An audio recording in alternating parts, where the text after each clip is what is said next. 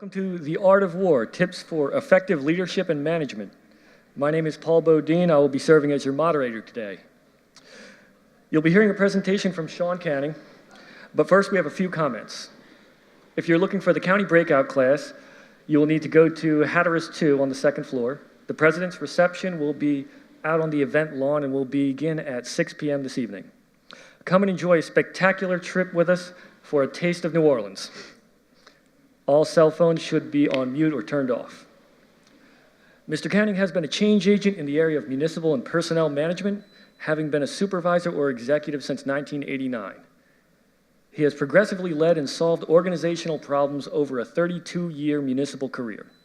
Mr. Canning has led the borough of Lincoln Park through the recession of 08 and 09, and the township of Mount Olive's 165-person workforce turnaround since 2012.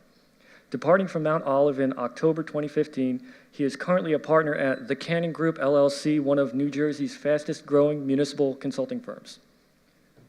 Thank you, Mr. Canning.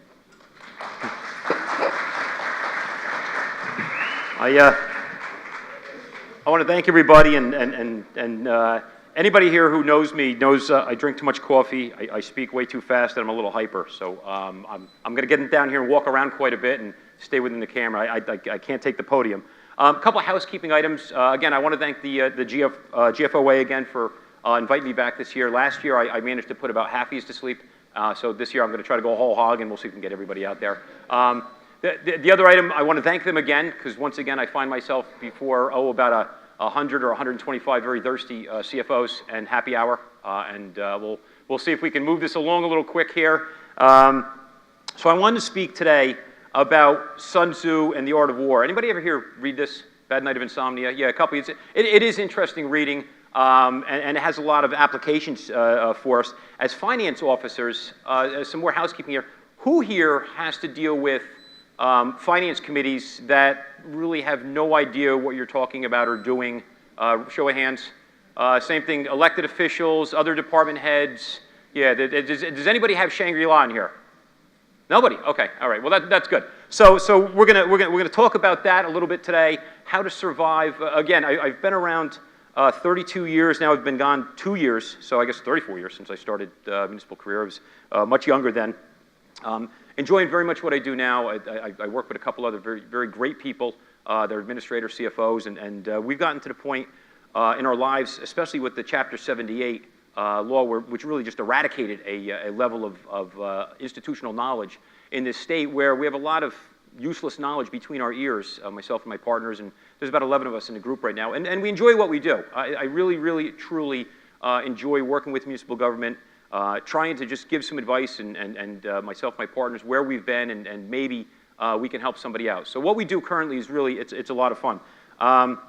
So without further ado, the Art of War, it's read by, how do I use this thing again? Maybe? Bueller? There we go. So again, everybody here, if you're a supervisor, how many people here supervise at least one person, if not more? Yeah, everybody. So this applies to you. So I'm hoping what you come out of this with today is some coping skills. The millennials call it life hacking. I don't know how you hack life, but I guess it works. My generation is coping and trying not to be fired, and that happens too sometimes. And if you're worth your weight in gold, you will land somewhere quickly. So again, if you're a supervisor, if you're head of a finance department, you're sitting here. Obviously, your organization believes in you. So you really have proven to somewhere along the line that you really are worth all that trust and all that confidence in them. And you have a lot more impact in your organization than you may realize. Hopefully you do realize it. In my seminars, I have the privilege of speaking around New Jersey and even outside of New Jersey. I've always said that as an administrator, my two best friends, with all apologies to the chief of police and the superintendent of public works, but my two best friends were always the engineer and the CFO. The engineer was always very positive. We could build pyramids. We could do whatever. Yes, absolutely. The mayor wants it. Sure, we got it. And then the price tag and engineer's estimate comes in, and the CFO was my other best friend who says, what the hell, are you crazy? We can't afford that. That just can't happen. So those are the two best friends that I've found in running municipal government. And again, as an administrator, there's no better friend than a CFO to come in and really just help guide where we're at, what are our strategies, how do we get through this budget, How do we just get this by this council who's just absolutely crazy or maybe not crazy, depending on where you're at.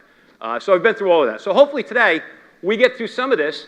Now, the big thing I found, and I've been a supervisor since 1989, and I've supervised in every aspect imaginable, from you name it, back in my old police days, from emergencies and just crazy stuff to municipal workforce. Management of the many is the same as management of the few. It's just a matter of scale. It really is. And it's all the same. Human beings are really, really flawed, and they're really interesting, and they're really a lot of fun, and they really drive you freaking nuts. But all of it is really worthwhile, because if you can develop somebody behind you to sit in your seat as supervisors, our job is to make sure that if, God forbid, a meteorite strikes you tomorrow, that the person behind you can step in seamlessly and do your job. If you've done that, then you've done your job. If that can't happen, and we have the micromanagement principle of it's all mine, well, then that ain't gonna work. So our job as managers is to make sure somebody can sit in seamlessly right behind us. So let's get into this. Sun Tzu, who is this guy? Who is this old guy? He's lived about 4,000 years ago. He's a little older than me. And he wrote something called the Treatise of the Art of War.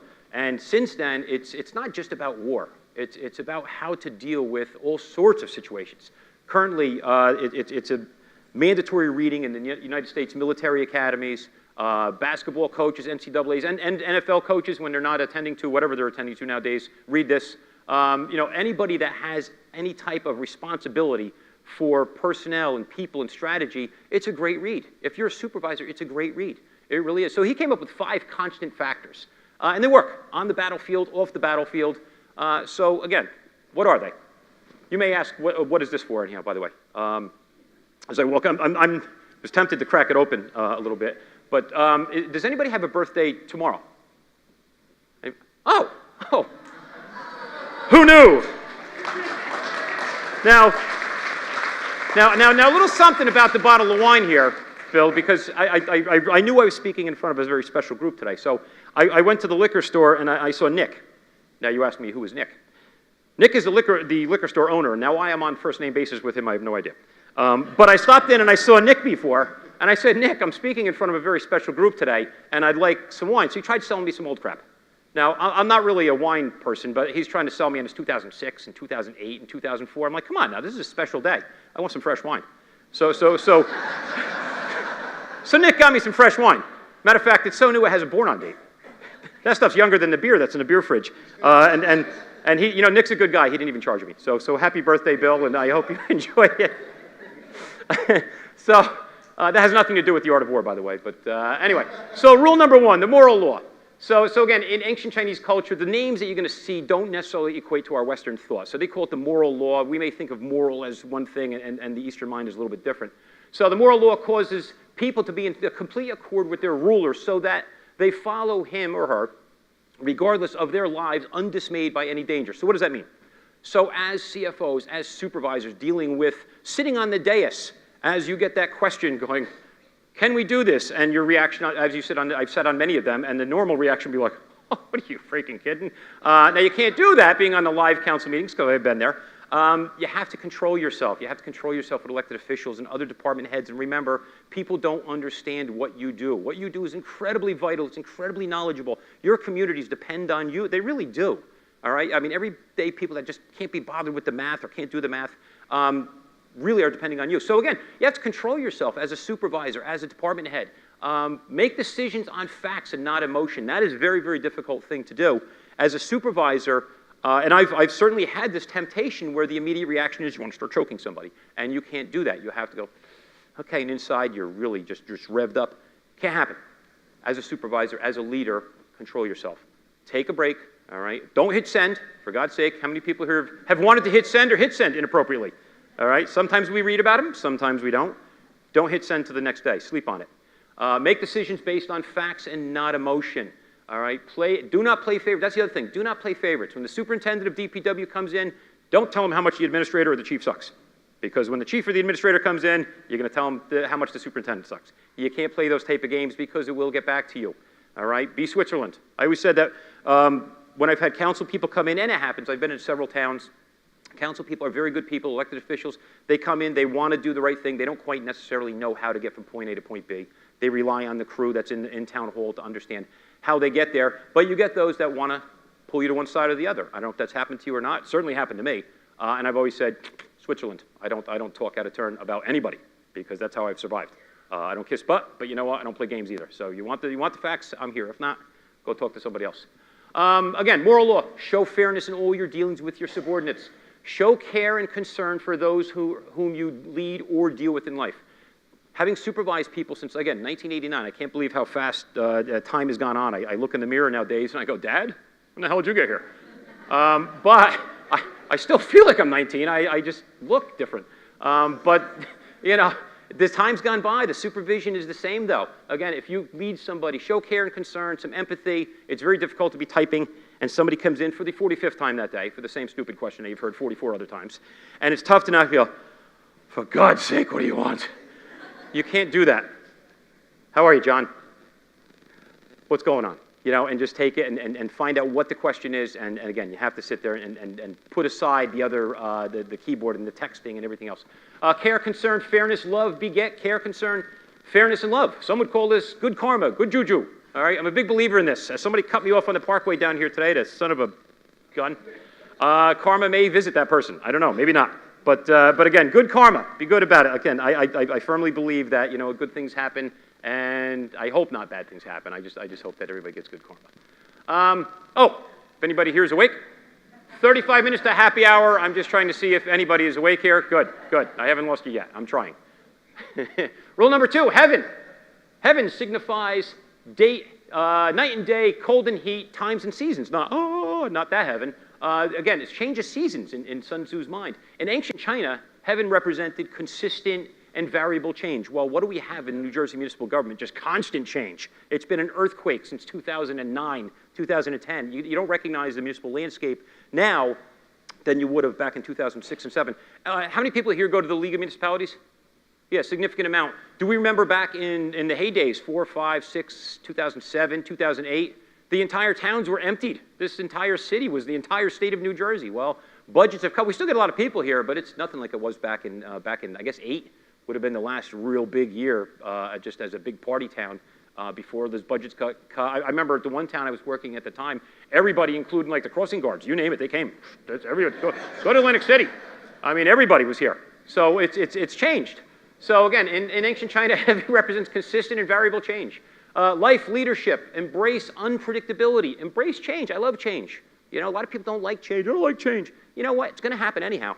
You might as well ride the wave and take it and find out what is going on with this future change, what's going on in Trenton, what is going on that's going to affect us. Learn everything you can about it and where it's strong, where it's weak, how it's going to affect you. Learn it, live it, own it. All right, own the change because it's going to happen.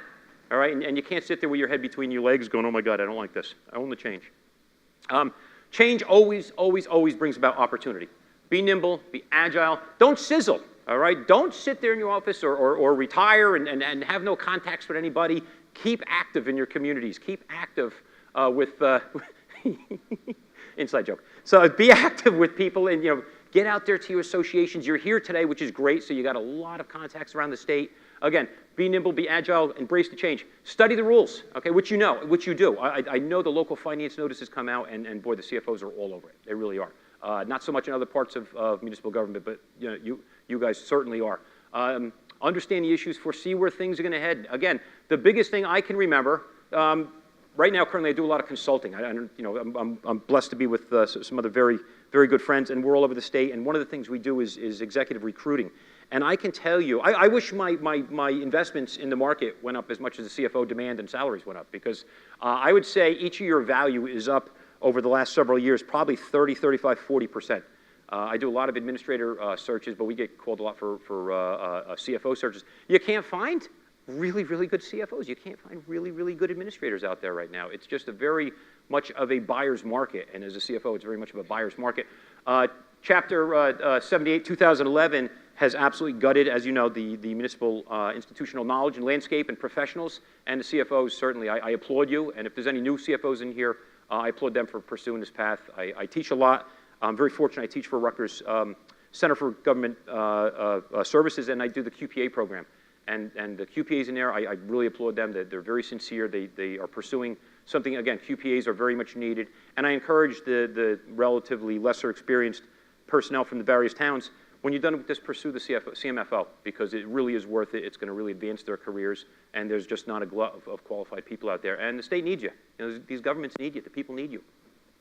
So, number 3, Earth. Earth comprises distances, great and small, danger and security, open ground, narrow passes, the chance of life and death. Sounds serious. So choosing your battlefield, what this means is choosing your battlefield, appropriate time and places. At the council dais is not the time to tell the mayor he's a total or she's a total incompetent. That is not the place to do it. That is not the time to take on the finance committee on the council dais. It's not the time at certain places to choose your battles where it's just not appropriate. There are times that you have to hold the line as a CFO and say, whoa, wait a second. We're crossing a line that may be ethically or legally somewhere where I shouldn't go and can't go. One Google search in the state of New Jersey on NJ.com, I'd say once every 2 weeks, and you'll see somebody in some town or some board of education who did something really stupid and is no longer with that town and maybe no longer with their family, being let off somewhere. So again, choose your battlefield, appropriate time and places. This is how you survive in this business. Do not berate, switch into a supervisor hat. Don't berate your people in front of somebody else. I always said, you know what, you've heard the term criticize in private but praise in public, right? Anybody ever hear of mistake of the head versus mistake of the heart? Yeah, a couple of these, right? Yeah, mistake of the head means somebody who just needs training. All right, so if they're making a mistake of the head, if they're forgetting a few zeros on the daily reconciliations and deposits, that may be a problem, but you want to train them eventually, and if they don't respond to training, well, then we have to take action. Mistake of the heart is taking those deposits and putting them in your own bank account. That would be bad. So something like that, they say mistake of the heart, you hammer. That is something that's fireable and disciplined. Mistake of the head is something that you train. You train them. So again, you can't berate people in front of other people. It's just a poor supervisory tactic. And it happens probably more than you realize, or it may happen in your organization on other people that you see. So again, it's a supervisory tenet that you don't want to do. I've always told everywhere I've been, like I said, I'm very proud of the times I've been in supervision, and I take it very serious. And I do have my people's back. One of the first things I'll say, especially my last stop was Mount Olive, was the biggest place I had been.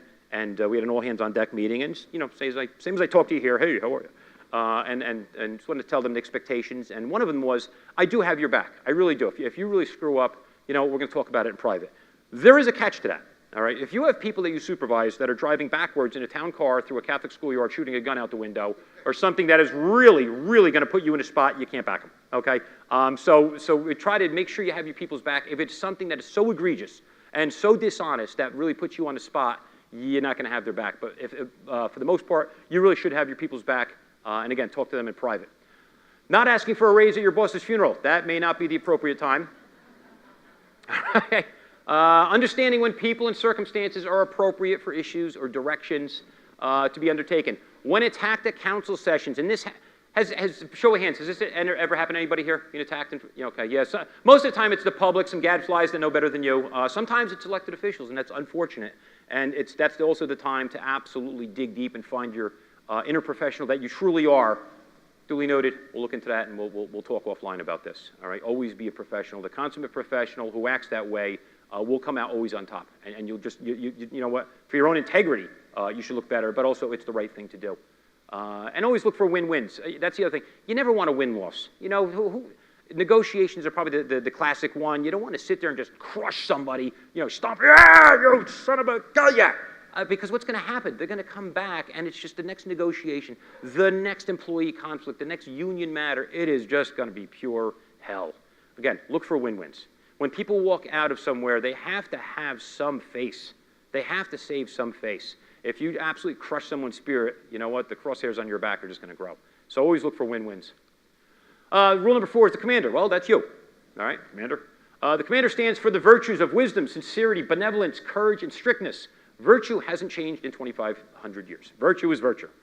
People like to be led who they recognize and they respect, and they maybe not personally like, but you know what? That person has some respect, and I know that they have my back, and they're going to do the right thing. It's virtue. People like to be led by those whom they respect. So be that person. Scoundrels historically have not made memorable and lasting leaders. Most of the time they go in history books as, well, scoundrels. A righteous and respected leader leaves an organization better than when they found it. That is something I think we should all strive to do, and I think that is the benchmark standard. Everywhere I've been, I know I can say that. I'm very proud of everywhere I've been. I know when I walked out of there, it's kind of cool, I mean, it's all right. That place is better when I left it.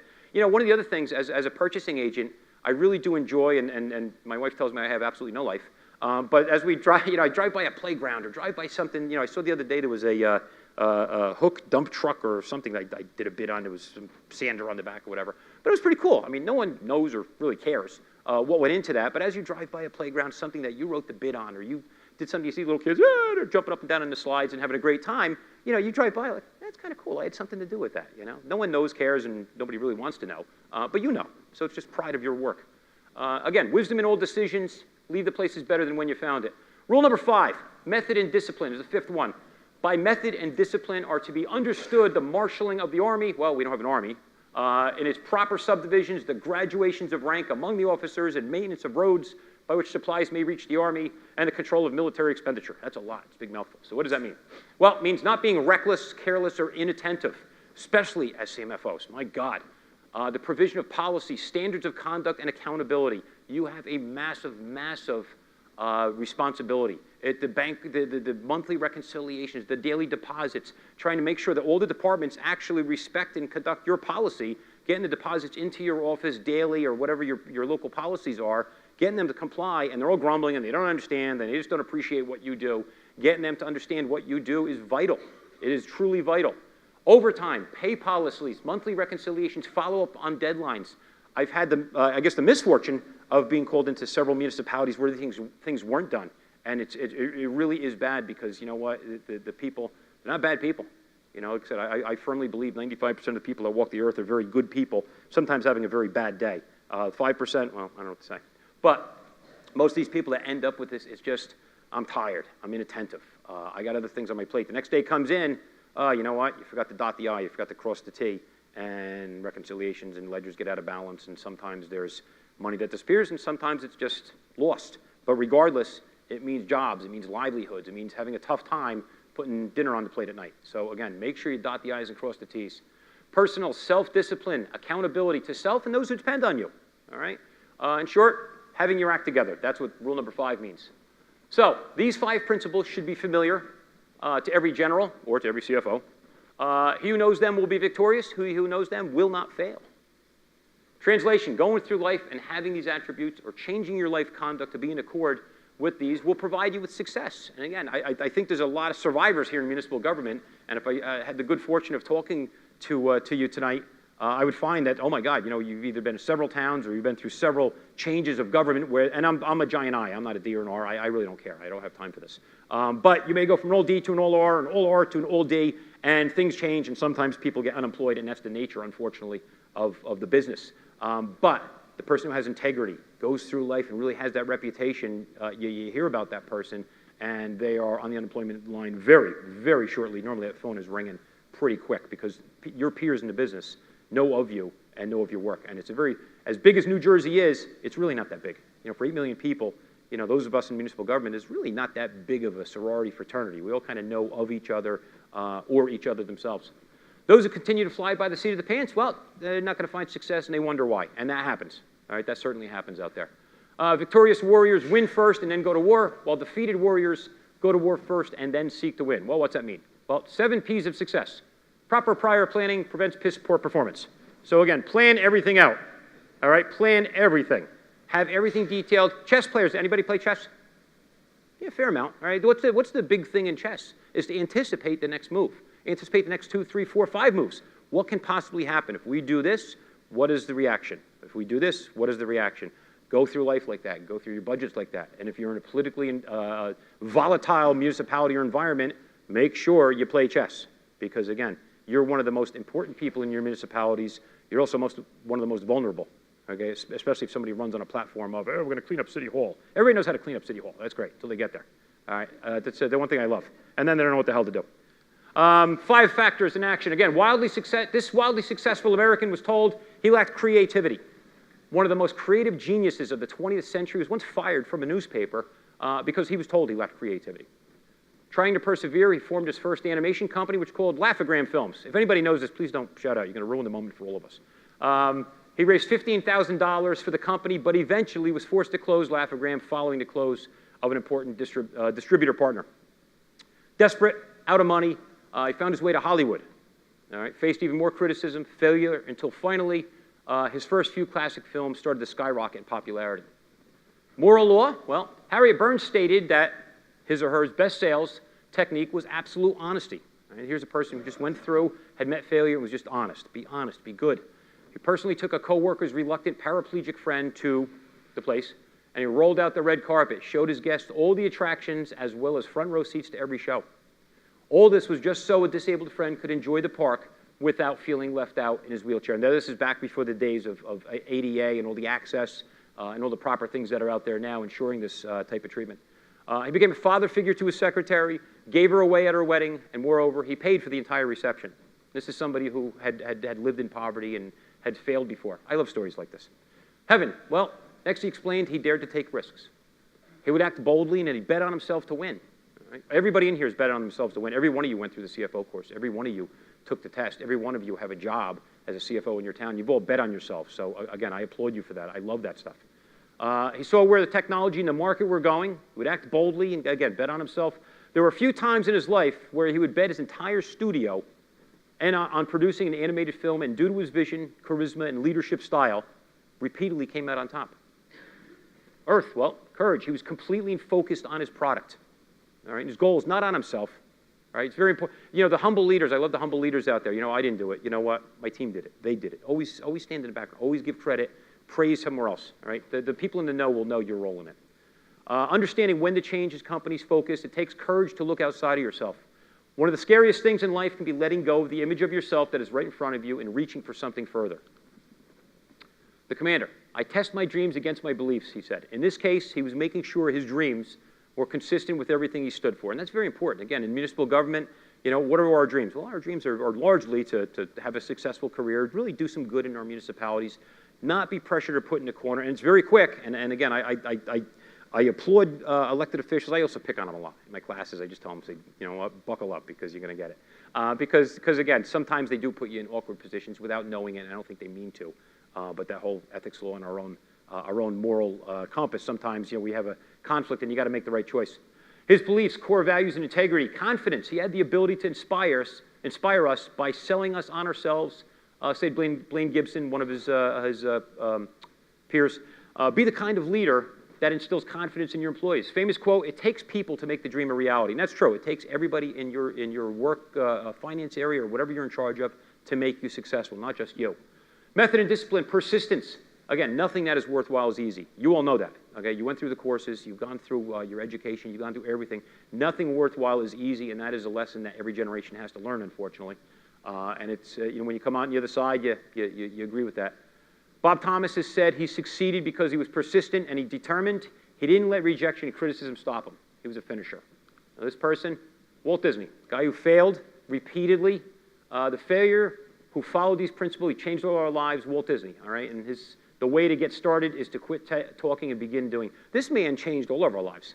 I mean, honestly, how can you think of Disney and not going, this is really neat? You know, you get your inner kid on and stuff. Again, here's a guy who just had failure and persistence and lived all these attributes and changed the world. That's amazing. So I hope what you like what you heard here today. I will try not to stand in front of you as you stampede out the door towards happy hour. If you like what you heard, we do seminars all over the state. By all means, my website's the Canning Group. A quick note, the only reason it's the Canning Group is myself and one of the other partners did rock, paper, scissors outside the Chester Borough Diner. I'm serious, 5 years ago. We didn't know what the hell to call it, so I don't know whether I won or lost.